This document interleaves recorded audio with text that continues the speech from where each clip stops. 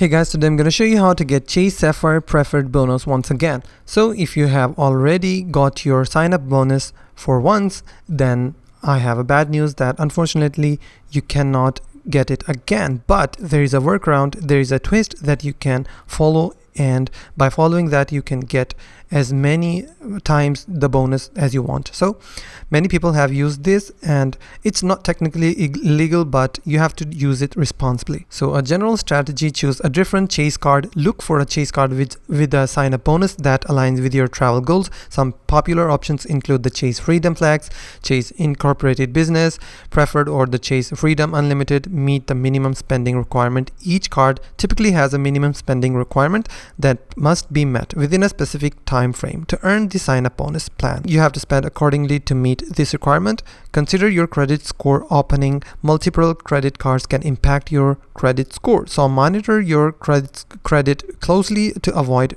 overspending, or churning can lead to overspending if you are not careful.